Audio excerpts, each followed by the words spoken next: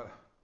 Bonjour, chers téléspectateurs, ou en tout cas spectateurs ou followers, je crois que c'est le mot le plus adéquat, de Marketing TV Monde. Voilà, je suis très heureux de vous retrouver.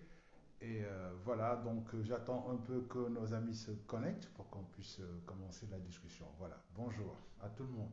Bonsoir plutôt. Voilà. Alors,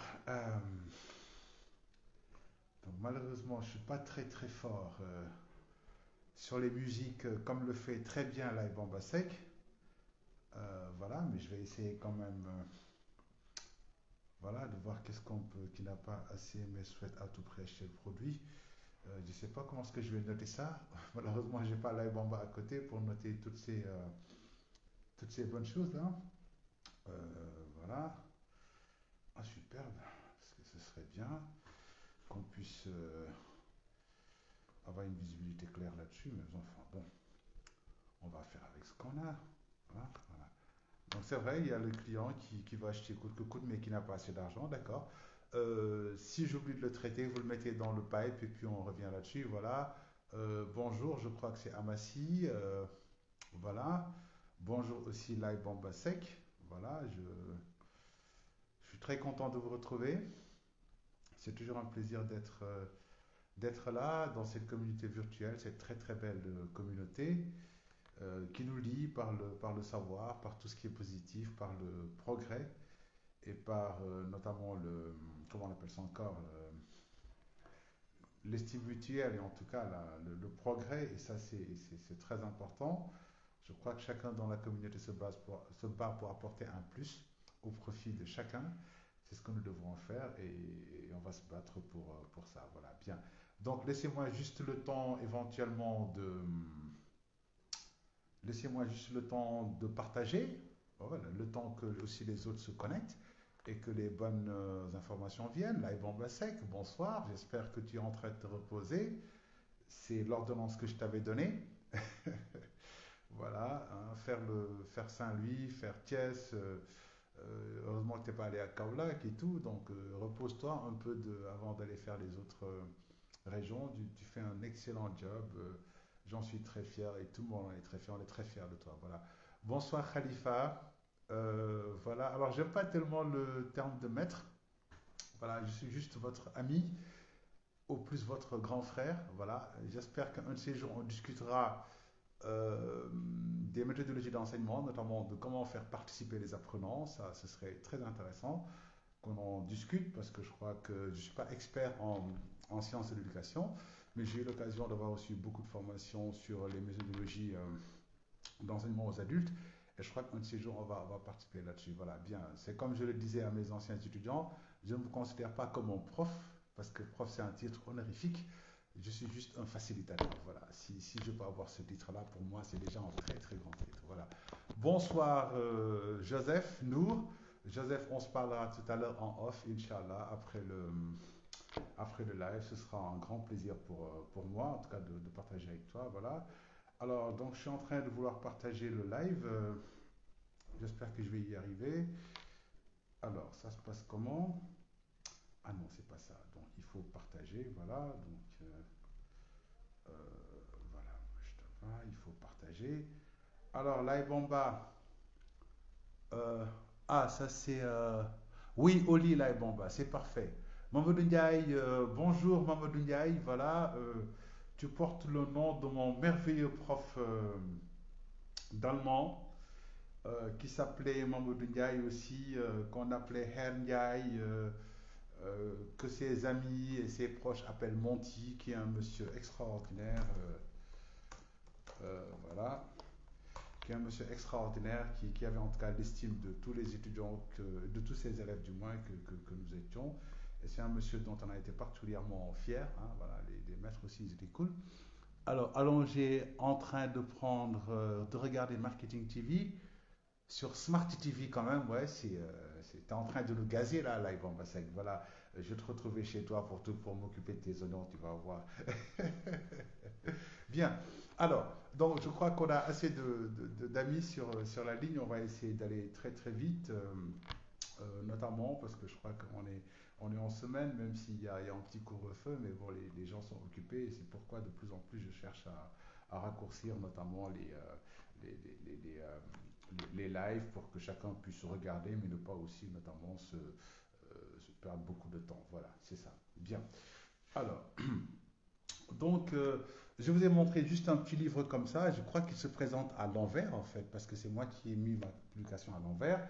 Il s'appelle Gestion commerciale. C'est une série, en fait, de livres qui ont été faits par Fouché. C'est édité par Fouché. Je crois que c'est l'édition Créer l'entreprise en Afrique et dans l'océan Indien. C'est une édition spéciale qui avait été faite. Elle date de très longtemps. Vous voyez que le livre est très vieux quand même. Laissez-moi voir ça. Alors, il a été édité en 1998 à Paris. Donc, très sérieusement, c'est un vieux livre. Voilà. Mais comme me disait une sœur, notamment de Caritas, c'est avec les vieilles marmites qu'on fait les meilleurs mets. Voilà, bien. Donc, c'est extrêmement intéressant. Ça ne coûte pas cher du tout. Au moment où je l'ai acheté, ça coûtait dans les 2000-2500 francs. C'est un livre très, très, très complet. C'est une bonne synthèse de tout ce que vous pouvez savoir sur la vente. Donc, je vous le conseille très, très fortement. S'il est encore disponible, notamment dans les librairies, ça s'appelle Gestion commerciale. Le 2, c'est négocier les techniques de la vente. C'est édité chez Fouché et c'est écrit par Mérieux. Voilà, donc je vous le conseille fortement. C'est le petit livre. Je vais essayer à chaque fois que je le peux de vous proposer des livres qui sont des livres qui sont toujours d'actualité. Voilà, bien. Alors, donc aujourd'hui, on a décidé de discuter d'un thème assez intéressant qui est lié notamment à la vente, enfin à la difficulté de vendre à certains clients. Voilà, bien. Alors, l'essentiel de notre discussion va être articulé sur comment traiter certains clients difficiles. Je crois que c'est ça le challenge, c'est ça l'enjeu. Voilà, je reviens. Bol, bol, Niameoul, C2. Enfin bon, vous voyez, il y a des astuces pour. Voilà, c'est ça. Bien. Donc, je voudrais juste dire que comme je le dis, je partage une expérience. Je suis moins un enseignant formel, donc, mais je crois que les grands enseignants que vous avez sur la chaîne vont partager avec vous les techniques vraiment sur la vente. Ils vont très très bien le faire. Je vais être beaucoup plus factuel en parlant un peu notamment de comment traiter les clients difficiles. Voilà, parce que dans les formations que nous faisons pour les entreprises, dans les rencontres que nous faisons, effectivement, les gens parlent énormément de problèmes qu'ils rencontrent par rapport à certains types de clients. Voilà. Alors, j'ai essayé de susciter la discussion, je crois, hier soir ou ce matin. Malheureusement, la plupart de mes amis, ils ne donnent pas de contribution. Ils sont là à dire, oui, on va t'écouter, c'est génial, c'est bien et tout. Mais ce n'est pas un one-man show aussi. Il faut comprendre que le savoir, c'est un partage. Donc, souvent, j'adore quand des gens donnent leur point de vue ou donnent des commentaires ou des suggestions, notamment pour qu'on puisse vraiment avoir un échange beaucoup plus dynamique. Puisque ce n'est pas interactif, ça nous permet d'aller beaucoup plus rapidement. Voilà, bien. Les techniques de vente, vous les connaissez, notamment les techniques de négociation globalement. Hein. Je crois que je vais les rappeler très rapidement avant de venir sur les clients difficiles. On a dit que pour pouvoir négocier, il faut savoir d'abord préparer la négociation. Je crois que c'est le point le plus important. Au point qu'on disait que la négociation, c'est 90% la préparation, c'est 90% de la négociation. Et quand je parle de négociation, c'est l'ensemble des négociations commerciales. C'est la négociation quand on est vendeur, c'est la négociation quand on est prospecteur, c'est la négociation quand on fait du service après-vente, c'est la négociation aussi quand on fait de l'accueil. Donc l'ensemble de ces éléments-là, notamment, c'est des négociations. Parce qu'à chaque fois qu'on cherche à trouver des accords entre des points de vue différents, on est en négociation. Quand maintenant l'objet, c'est notamment de créer un échange entre un bien et de l'argent, là, on est dans une négociation commerciale. Les autres négociations, maintenant, c'est social, etc. Mais là, on est dans le domaine de la négociation commerciale. Voilà. Bien. Donc, j'avais dit que la négociation, c'est d'abord préparer. C'est extrêmement important. Voilà. Quand on prépare très bien la négociation, ce qui reste maintenant, c'est d'aller convaincre, notamment les gens avec qui on va négocier. Et pour ça, on avait dit qu'il y a 5 étapes importantes. La première étape, c'est notamment l'approche commerciale, qui est le premier contact qu'on va avoir. Deuxième élément, c'est la découverte pour essayer de comprendre et connaître à qui on a affaire. Troisième, et s'adapter bien sûr à lui. Troisième élément, c'est argumenter pour pouvoir justement trouver le bon angle et sortir les bonnes informations ou en tout cas les bons arguments qui vont convaincre le client. Ensuite, il faut pouvoir traiter les objections parce qu'il peut y en avoir, souvent d'ailleurs il y en a, c'est important. Ensuite, la dernière étape, c'est de pouvoir conclure, enfin l'avant-dernière étape, c'est de conclure la vente et la dernière étape, c'est de réassurer le client et prévoir notamment le prochain contact. Ça, vraiment, je crois que beaucoup de gens ont essayé là-dessus. Voilà, bien. Alors maintenant, beaucoup de gens qui font de la vente disent, mais Monsieur Kahn, ce que vous faites, on fait tout ça, ce que vous dites du moins, on fait tout ça, mais c'est super compliqué, on arrive encore à trouver sur les clients qui sont particulièrement difficiles. Voilà, bien. Alors moi j'ai travaillé sur la proposition, 6 propositions, si vous en avez d'autres, je suis preneur notamment. Et certains m'ont dit, mais monsieur, on tombe sur le client mal poli.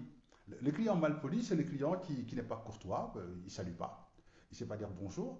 Quand vous lui dites bonjour, il ne vous répond pas. Il ne dit pas merci aussi, apparemment ce n'est pas aussi dans son éducation. C'est quelqu'un qui, quand il vous parle, ne vous regarde pas franchement, ça aussi c'est un manque de politesse. C'est éventuellement aussi quelqu'un qui pense qu'il ne doit pas respecter la file parce que ça lui fait perdre du temps ou il ne respecte pas cette politesse-là de respecter la file. Voilà, bien. Maintenant, ce qui se passe, c'est comment faire avec un client comme ça, un client qui n'est pas poli, etc. Alors, l'astuce que je donne là-bas, c'est très très simple. Partons toujours d'un point très très important. Nous ne sommes pas les parents ou les éducateurs de nos clients. C'est très très très important. Ça vraiment, c'est très important. Il faut toujours qu'on se dise que nous ne sommes pas les parents, nous ne sommes pas les éducateurs et nous ne sommes pas responsables de l'éducation de nos clients. Donc ne cherchons pas à les éduquer. Quand vous saluez quelqu'un qui ne vous répond pas, n'insistez pas ou bien ne lui demandez pas de répondre à votre salutation. Quand un client se présente vers vous et vous fait sa demande sans saluer, ne lui montrez pas que vous deviez me saluer. Parce qu'on est dans deux sphères différentes. Dans la sphère culturelle, on est dans l'obligation de saluer. Dans la sphère commerciale, ce qu'on cherche, c'est une transaction commerciale. Ce qu'on cherche, c'est ensuite fidéliser les clients. Donc la salutation n'est pas importante. Et dans beaucoup d'entreprises, les gens se plaignent de ça en disant les clients ne nous respectent pas, ils ne saluent pas. Non, il ne faut pas quand même mélanger les deux. Quand vous êtes chez vous, oui, celui qui ne vous salue pas, il n'entre pas chez vous. Quand vous êtes en société, oui, la salutation est très importante, c'est un facteur social déterminant. Mais dans le cadre professionnel du travail, vous n'êtes pas là pour manger ou boire des salutations. Vous n'êtes pas là pour encaisser non plus des salutations. Votre salaire n'est pas défini en fonction des salutations que vous obtenez ou pas. Votre salaire dépendra certainement de vos performances commerciales. Voilà, bien. Donc, quand le client se présente et ne vous salue pas, bon, pour moi, c'est une très très belle occasion. Généralement, je trouve que le client qui ne salue pas est un excellent client. Parce que généralement, il ne papote pas. Hein. Quand vous tombez sur mes parents Halpola, ils sont extrêmement forts dans les salutations. Voilà. Nombada, Nombada, Galle, Jam, je sais pas, Badaï, Kurti Kurti, Badaï, Ngoleik, Mbada, Mbada. C'est quasiment 10 minutes. C'est comme nos parents aussi, Khalifa Diaby, là, hein, qui viennent vous dire oui, Nagadef, ça va, Nakawa, Kurge, et la maison, et les frères, et les sœurs, et la culture, etc. C'est 10 minutes que vous perdez. Donc, moi, quelquefois, quand je tombe sur un client qui ne me salue pas, je suis heureux. Je me dis, ça me permet d'aller à l'essentiel. Et justement, je lui sors mon très, très gros sourire et j'y vais directement. Vous allez voir que ça a marché. Ça marchera. Voilà.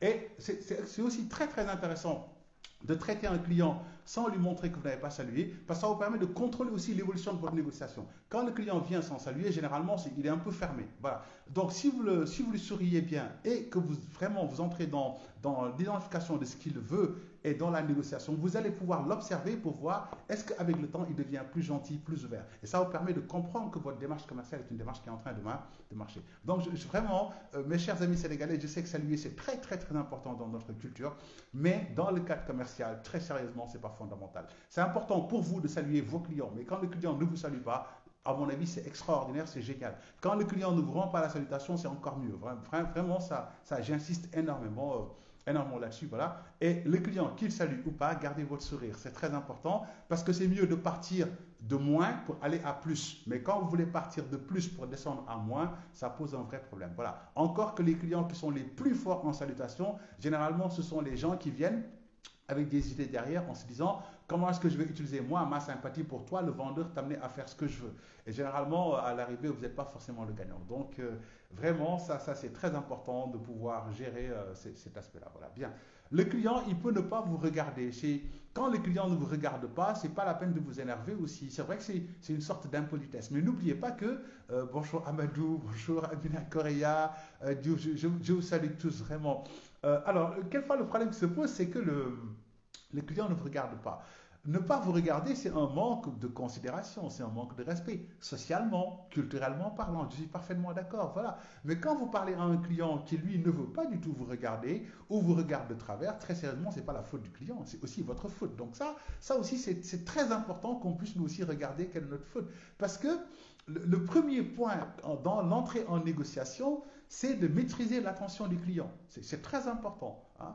Quand on parle des 4 fois 20, là, dans la phase d'approche, c'est ça l'intérêt. C'est quand le client arrive ou que vous êtes en face du client, que vous puissiez maîtriser l'ensemble de son intérêt pour qu'il ne puisse ne plus faire attention à quelque chose, mais uniquement avoir envie de vous regarder, de vous écouter et de découvrir ce que vous allez lui proposer. Donc quand le client ne fait pas attention à vous, ce n'est pas forcément sa faute à lui. Peut-être qu'il faudrait regarder vous, qu'est-ce que vous avez oublié de faire ou qu'est-ce que vous avez fait en trop et qui amène le client à ne pas faire attention à vous. Donc ça aussi, c'est un petit conseil que je donne aux jeunes vendeurs ou aux jeunes personnes qui s'occupent d'accueil. Hein, c'est plus important en fait que d'aller plutôt vraiment se dire le client il est impoli, etc. Non, arrêtons de nous plaindre de clients, quelquefois souvent c'est notre faute, nous, et c'est ce que je démontre tous les temps, ou en tout cas c'est ce que je cherche à démontrer tout le temps.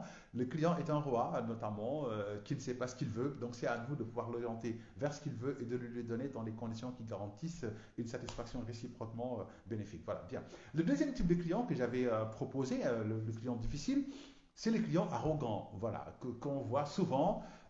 C'est vrai qu'au Sénégal, depuis 20 ans maintenant, il y a une culture énorme de l'émergence de ce qu'on appelle les nouveaux riches. Il y en a énormément, voilà, des gens qui émergent d'une richesse du jour au lendemain. Je ne dis pas de mal, hein, je ne médis personne, mais il y a un changement de paradigme quand même. Voilà. Avant 2000, généralement, les gens qui étaient riches à partir d'un parcours éprouvé et reconnu par la société. Voilà. Après 2000, il y a eu une émergence de gens qui en tout cas sont devenus très riches sans passer par ce parcours-là qui était reconnu par la société. Peut-être que ce nouveau parcours est reconnu par la société, mais souvent on les appelle un peu les nouveaux riches. C'est pas très méchant, voilà, hein, c'est pas aussi une insulte, mais c'est juste un constat. C'est les gens qui vraiment deviennent extrêmement riches sans être éprouvés par le parcours que les gens bon, voilà, bien. Maintenant, parmi ces nouveaux riches, il y a des gens qui réellement gardent leur culture et ne sont pas complexés du tout. C'est très important, voilà. Par contre, une très grande partie d'entre eux ont un complexe, ils ont un complexe d'infériorité, ils ont des sensations particulièrement difficiles. Bonsoir mamie, c'est avec plaisir que je te reçois. Voilà. Alors, donc c'est des gens qui ont des complexes énormes, hein, voilà, parce qu'ils sont des nouveaux riches, ils n'ont pas l'école, ils ne sont pas passés par les standards classiques de la société, et ils cherchent en fait à se faire valoriser. Résultat, ils sont arrogants.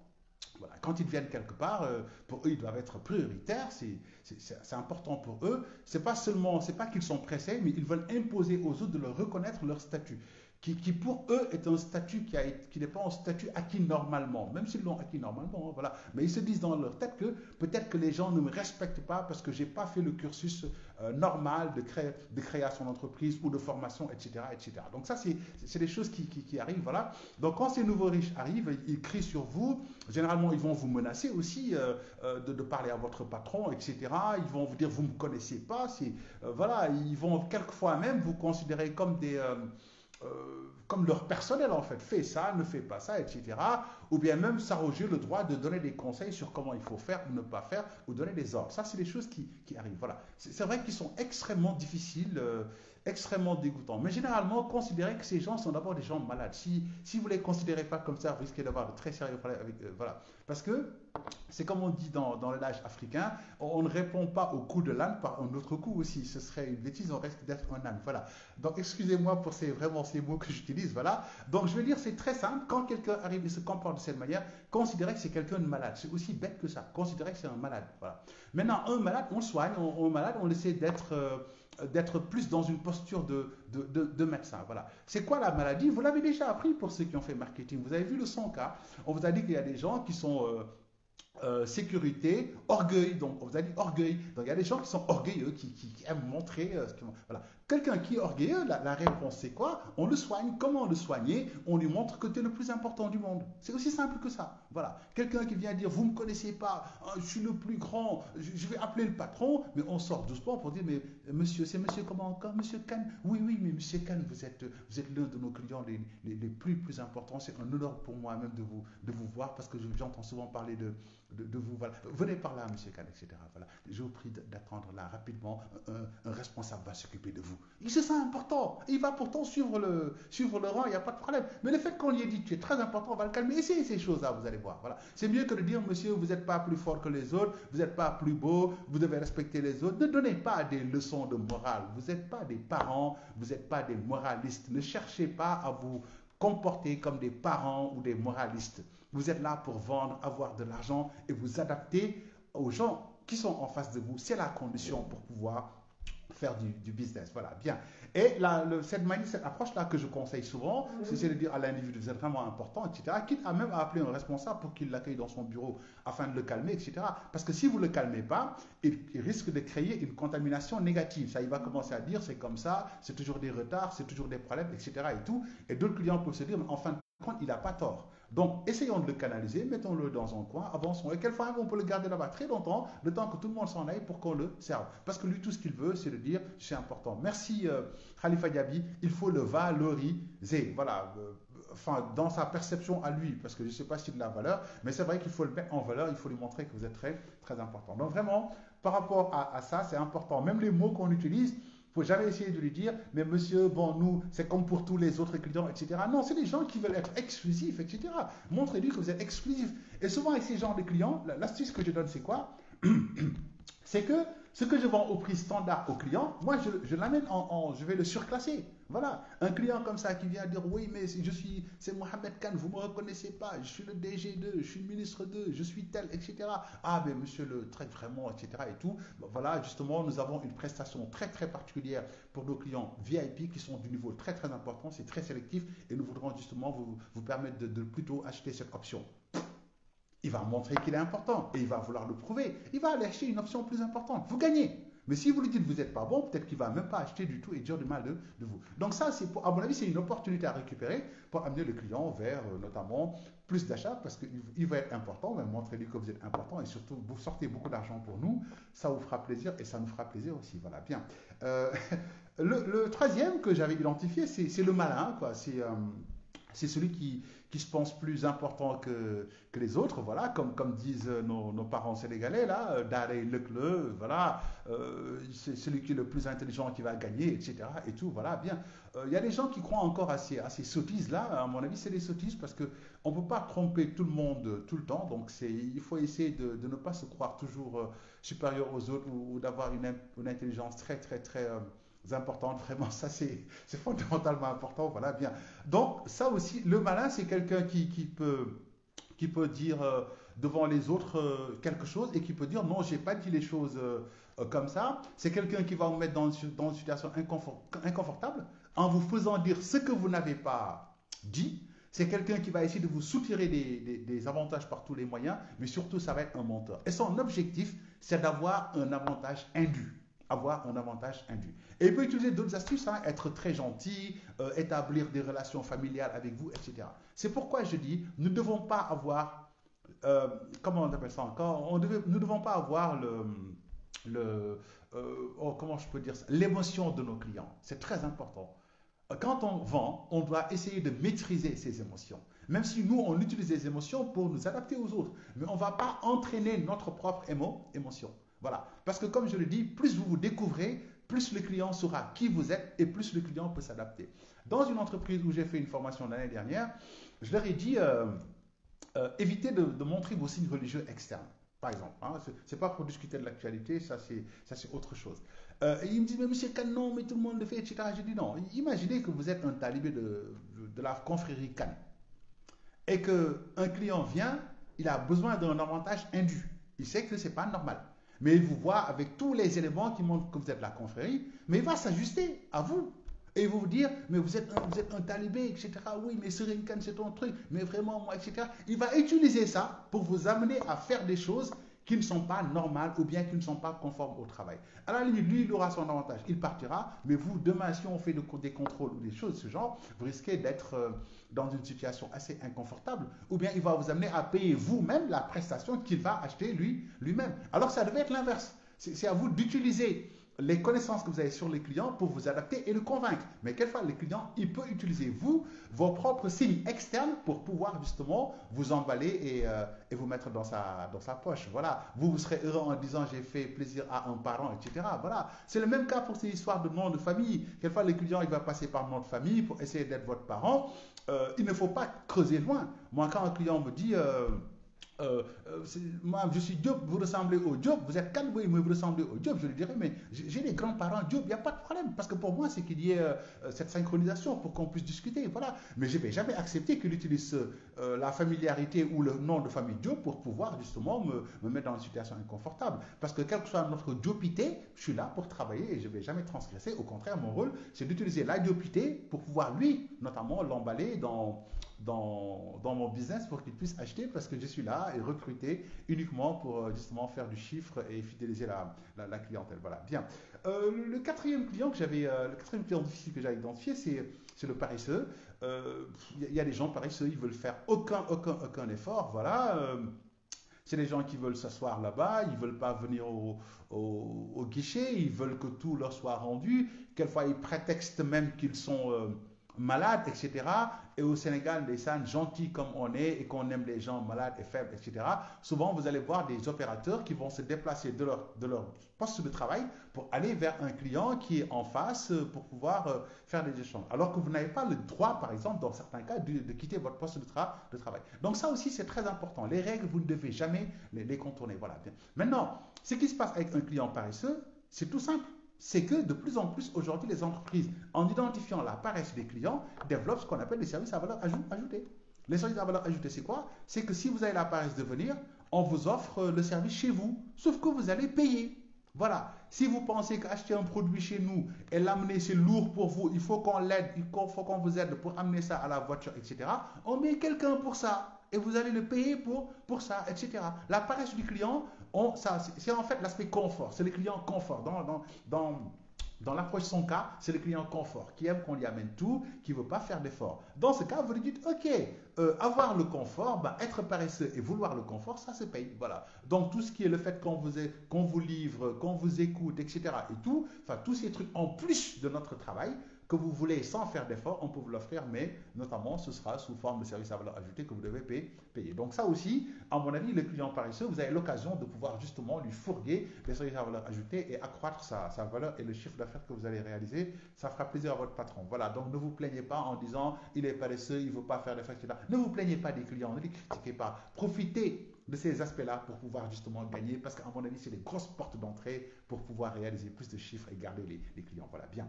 Ensuite, il y a un terme que j'ai utilisé, mais il faut savoir que j'ai écrit rapidement parce que j'ai réfléchi sur le tard comme ça. C'est un peu le branleur, quoi. Voilà. Excusez-moi, c'est un terme qui n'est pas du tout correct. C'est très utilisé dans l'armée. J'ai fait l'armée, donc c'est très utilisé dans l'armée. Mais je sais que dans la vie civile, c'est pas un terme très poli. Donc je m'excuse par avance de ce terme-là que je trouve pas particulièrement poli. Voilà, c'est ça pour surtout les grandes personnes qui nous regardent. Mais ce que je vais expliquer, c'est l'individu en fait qui parle beaucoup. Donc c'est un gars c'est un tchatcher, il parle beaucoup.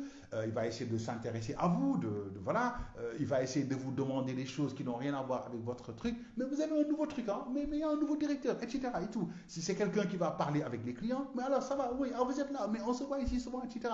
C'est aussi notamment un client qui cherche à animer l'atmosphère. Voilà, bien. Ces types de personnes sont difficiles parce qu'ils sont parasites. Voilà, ils vous interdisent de faire votre job. Voilà. Donc, ce n'est pas la peine de leur crier dessus, ce n'est pas la peine de les renvoyer brutalement, etc. et tout. Utilisez-les. C'est aussi simple que ça. Utilisez-les. Moi, quand un client vient, il parle beaucoup, il détend l'atmosphère, etc. et tout, je vais l'appeler, je vais lui demander, attendez une seconde, je ferme ma caisse, je viens le trouver. Oui, mais est-ce que tu peux m'aider pour tel, parce que toi, tu es un client génial. Si on avait 10 clients comme toi, très sérieusement, notre job serait extraordinaire. Est-ce que tu peux m'aider juste pour pouvoir sensibiliser ces gars-là? Le temps qu'ils passent, et toi, je vais m'occuper personnellement de toi, parce que toi, tu n'es plus un client, tu es un membre de la famille. Ce gars-là, il va aller s'occuper il va vous faciliter le travail là-bas, ce qui vous donne un gain énorme et ce qui vous permet de continuer votre travail sans être gêné. Ça aussi, c'est des points qu'il faut récupérer pour aller de l'avant. Voilà, bien. Ensuite, tu as le client renfrogné.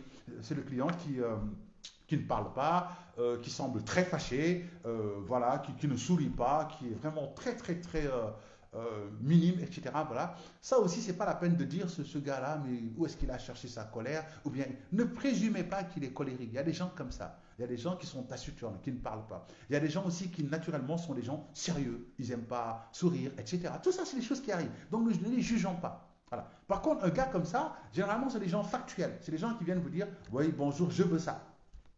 Mais c'est génial. Donc, pour moi, quand vous venez, vous ne souriez pas, vous êtes fermé, etc.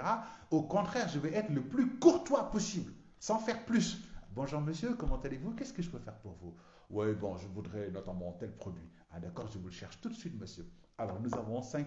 Non, monsieur, les cinq ne m'intéressent pas, il n'y a que celui-là qui m'intéresse. Ah d'accord, monsieur, je vais m'occuper de ça tout de suite. Alors, c'est le truc, voilà, le produit, voilà ses caractéristiques. Voilà. Non, monsieur, c'est pas la peine, je connais le prix, etc. C'est excellent, vraiment, vous êtes un de nos clients dont on est très très fier. Alors, vous payez comment, monsieur? Ben, écoutez, comme d'habitude, je paye par Orange Money. D'accord, monsieur, c'est tout de suite. 4, 4, 4. Il paye, il s'en va.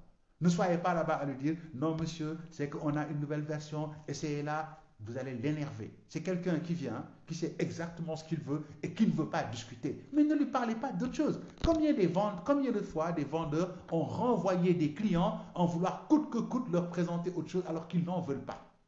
On ne peut pas vendre à quelqu'un quelque chose dont il n'a pas besoin. Donc ça, c'est des choses aussi extrêmement importantes. Ces gens-là, en général, ils sont fermés. Ils viennent souvent avec une attente très très claire.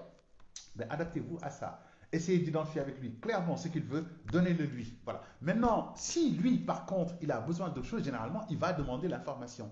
Et dans ce cas, vous allez rebondir pour pouvoir. Mais s'il ne demande pas l'information parce qu'il a besoin de quelque chose de précis qu'il sait et qu'il ne veut pas autre chose, de grâce, ne faites pas l'effort de lui faire chercher autre chose. Voilà, bien. Je ne sais pas si, parce que je ne suis pas le direct, alors j'espère qu'il n'y a pas d'autres types que j'ai oubliés. Voilà. Alors, je reviens sur le type de tout à l'heure, sur celui qui veut, je crois qu'il veut tout avoir parce qu'il n'a pas assez d'argent, etc.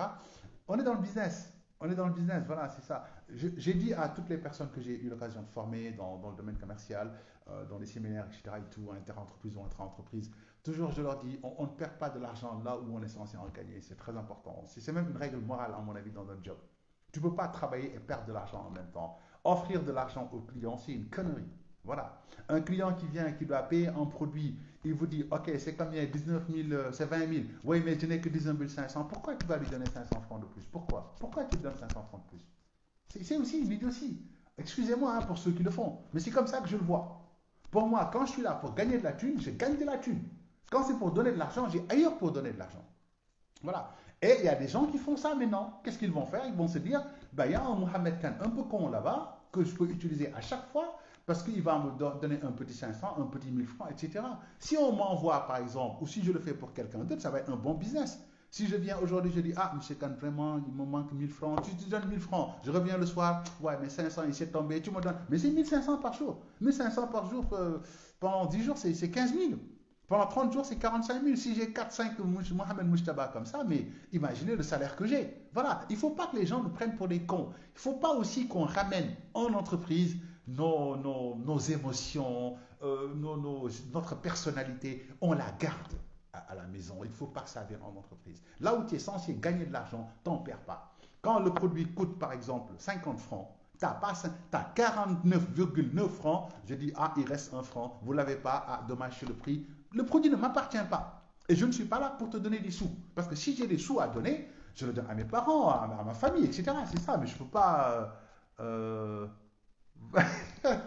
Mon ami Ibrahim Mandaou, extrêmement grand expert, c'est un cadre commercial et marketing à la Socosim. C'est lui il fait partie des gens qui m'ont beaucoup aidé au Sénégal quand je suis venu dans l'enseignement, notamment au CIMIS. C'est grâce à lui que je suis entré aussi à l'IFAS. Ça, beaucoup de gens ne le savent pas, même si lui, depuis longtemps, il n'enseigne pas. C'est un monsieur que j'ai connu quand il était à la Sonacos et quand je revenais de Paris. C'est un monsieur extraordinaire pour qui j'ai un énorme respect. Voilà. Je te représente encore mes condoléances, cher Ibrahima, et mes hommages et mes amitiés à ta charmante épouse, Rose. C'est un bonheur pour moi de t'avoir dans mon public et j'espère que tout le monde te découvrira et saura vraiment toute l'expertise qui se casse au Sénégal et qu'on ne voit pas. Je suis le seul sale gosse qui se montre, mais bon, j'essaie de montrer pour vous tirer vous aussi, parce que voilà, je crois qu'il y a beaucoup d'expertise et je vous demande aussi de venir partager vos expériences avec les jeunes, ils en ont besoin, soyons le plus généreux possible. Même si je sais que vraiment tu as énormément de job, je vais demander à Live en bas de te demander de venir passer, voilà, et je sais que tu le feras avec un très très grand bonheur. Merci beaucoup Ibrahima, voilà, bien. Donc, c'est comme je le disais, on ne perd pas de l'argent où on est censé en gagner. Donc quand le client vient, quelle que soit la négociation, quelle que soit la gentillesse, je ne mets pas mes émotions sur la balance.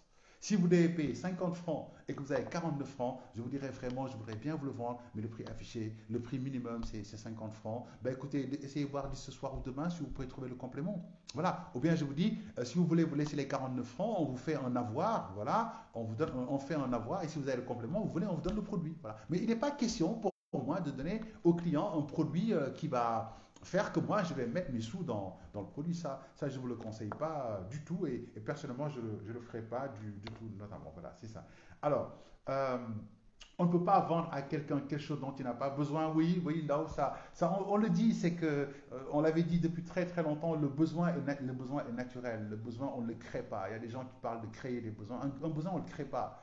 Celui qui a bien mangé, qui n'a plus faim, on ne peut pas lui dire, on ne peut pas lui créer un besoin, c'est pas possible. Le besoin, il est naturel. C'est très, très, très important. Voilà. On peut maintenant peut-être susciter un besoin latent. Parce qu'il y a deux types de besoins. Il y a le besoin exprimé et le besoin qui est latent chez un individu. Ça, les travaux de la psychanalyse ont très bien montré, mais je ne vais pas revenir là-dessus. Voilà, c'est ça. Mais on ne peut pas vendre à quelqu'un quelque chose dont il n'a pas besoin. Voilà, ça, c'est parole d'expert de M. Ndao qui a très bien dit. Merci beaucoup Moussa Samb, excellent Moussa Samb qui fait des très très bonnes choses et qui est réellement ici un exemple à suivre pour les jeunes, pour tout ce qu'il fait notamment dans ce domaine-là. Et je crois que peut-être qu'un jour j'aurai l'occasion, en tout cas avec Moussa, de vous parler un peu de Moussa plutôt, qui vraiment est un homme aussi exemplaire. Voilà, bien. Alors je ne sais pas si j'ai pris tous les commentaires. Voilà, j'arrive pas à les avoir par contre. Je sais il y a Moussa Samb qui vient me parler d'Ibrahim Mandao, il y a Mohamed Mbo que je salue beaucoup, il y a Moussa Samb, je crois qu'il y a qui d'autre. Je vais essayer de voir directement sur mon téléphone peut-être.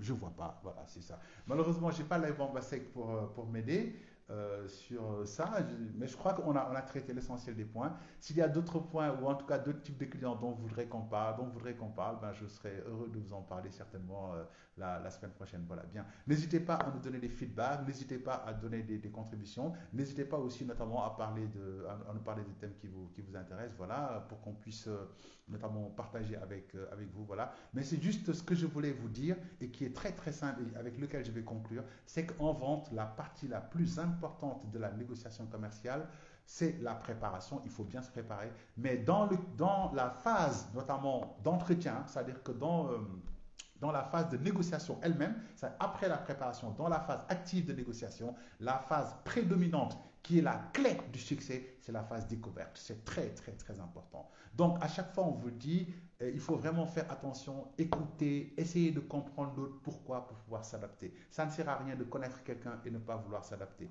Donc, cherchons toujours à bien connaître notre interlocuteur et à pouvoir nous s'adapter. Et disons-nous toujours, quand l'autre se comporte d'une manière que nous trouvons bizarre, c'est parce que nous n'avons pas assez fait notre job. Et c'est à nous de pouvoir revenir pour réanalyser, récomprendre et pouvoir nous réadapter. Et vous verrez, c'est une technique de vente qui marche. Et beaucoup de théories, ou en tout cas d'études psychologiques et parapsychologiques l'ont montré. Donc ce n'est pas aussi seulement du vent. Il y a beaucoup d'études scientifiques qui ont été faites pour pouvoir démontrer ces choses-là. Voilà, bien. Je voudrais vous... bonjour aussi, sœur et madame Gay, mamie Gay, salut tout le monde, voilà. Je vous fais de grosses salutations. Je vous souhaite de passer une très très belle soirée, une très très belle semaine et au bonheur tous les jours de pouvoir notamment vous rencontrer. Fatou Galoniaï, merci beaucoup Fatou. Voilà, je salue tous vos collègues, tout le monde vraiment, c'est un bonheur pour moi. De Khalifa Diaby, Nyan, tout le monde vraiment beau. Je vous salue tous, tous, tous. Passez une très très belle soirée et à très très bientôt. Je vous remercie et notamment je vous souhaite aussi de passer une très très belle semaine. Merci. Merci beaucoup Khalifa.